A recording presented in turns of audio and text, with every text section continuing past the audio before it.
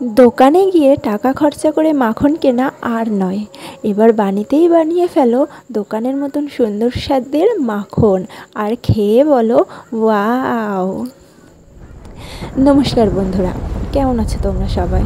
আশা করছি তোমরা সবাই নিশ্চয়ই খুব ভালো আছো, আমিও খুব ভালো আছি। বৈশাখী মিষ্টু চ্যানেলে তোমাদের সবাইকে স্বাগত। তো আজ চলে এসেছি নতুন একটা ট্রেন্ডিং ভিডিও নিয়ে।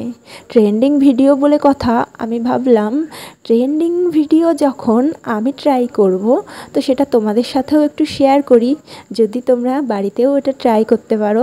তো আমি আজকে কি বানাচ্ছি নিশ্চয়ই তোমরা বুঝেই ফেলেছো, আর নতুন করে বলে ভিডিও বাড়ানোর দরকার নেই।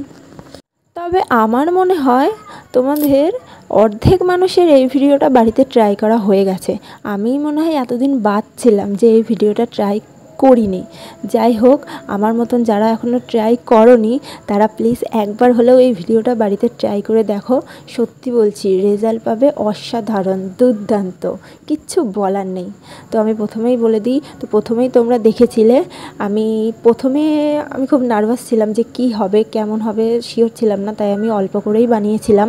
তবে লাস্টে দুর্দান্ত রেজাল্ট পেয়েছি, দুর্দান্ত। তো আমি প্রথমেই দেখো 1 চামচ ঘি নিয়েছিলাম। তোমরা মাখন খেতে পছন্দ করলে তোমরা নির্দ্বিধায় বেশি করে বানাতে পারো, কোনো সমস্যা নেই। তো তোমরা ঘিটাকে প্রথমে একটু আগুনের সাহায্যে একটু গলিয়ে নেবে। ঘিটাকে তোমরা গলিয়ে নিয়ে একটা বাটির মধ্যে বা থালার মধ্যে বা যে কোনো একটা পাত্রে ঘিটা ঢেলে নেবে। তারপর বেশ কিছুটা বরফের দলা সেই ঘিয়ের মধ্যে দিয়ে দেবে। দিয়ে জাস্ট কিছুই না, কোনো কষ্ট করতে হবে না, কিচ্ছু করতে হবে না, জাস্ট ঘিটা দিয়ে বরফটাকে মেশাবে। জাস্ট এমনিই বুঝতে পারবে, 2-3 মিনিট মেশানোর পরেই বুঝতে পারবে একটা মাখনের শেপ নিয়েছে। তোমরা দেখো, যত ভালোভাবে এটা মেশাবে তত ভালো মাখনের শেপ পাবে। তোমরা এতে মাখনের ফ্লেভারও অ্যাড করতে পারো, তোমরা এর সঙ্গে কেশর অ্যাড করতে পারো, কোনো সমস্যা নেই। আর একটা কথা বলে রাখি, তোমরা এটা যখন করবে না, বরফটা তো গলবে, তো কিছুক্ষণ পরই জল আসবে। জলটা তোমরা কিন্তু খবরদার মেশাবে না, জলটা যতবারই আসবে জলটা তোমরা ফেলে দেবে।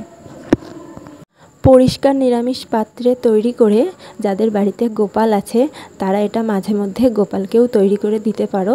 দেখো, তোমাদের সাথে কথা বলতে বলতে আমার মাখনটা তৈরি করা হয়েই গেছে।